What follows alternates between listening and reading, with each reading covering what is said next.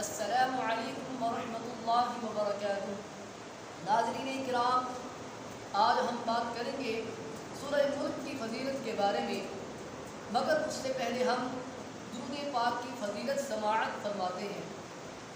فرمان مصطفیٰ صلی اللہ تعالی علیہ وآلہ وسلم، تم اپنی مجلسوں کو مجھ پر درود پاک پڑھ کر آراستہ کرو، بے شک یہ تمہارے لیے طہارت یعنی پاکیزگی ہے۔ دعا ہے کہ اللہ تعالیٰ ہم سب کو نبی کریم صلی اللہ تعالی علیہ وآلہ وسلم کی ذات اقدس پر کثرت کے ساتھ درود پاک پڑھنے کی توفیق عطا فرمائے، آمین۔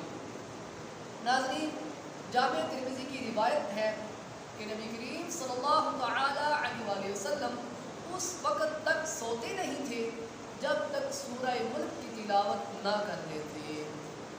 اسی طرح المستدرک الحاکم کی روایت ہے، حضرت سیدنا عبداللہ ابن مسعود رضی اللہ تعالی عنہ سے روایت ہے کہ نبی کریم صلی اللہ تعالی علیہ وآلہ وسلم نے فرمایا، سورہ ملک عذاب قبر سے رکاوٹ کا باعث بنتی ہے۔ اسی طرح ابن ماجہ کی روایت میں ہے کہ نبی کریم صلی اللہ تعالی علیہ وآلہ وسلم نے فرمایا، سورہ ملک بروز قیامت اپنے پڑھنے والوں کے لیے شفاعت کا باعث بنے گی۔ دعا ہے کہ اللہ تعالی ہم سب کو سورہ ملک کی تلاوت کرنے کی توفیق عطا فرمائے، آمین۔ السلام علیکم ورحمۃ اللہ وبرکاتہ۔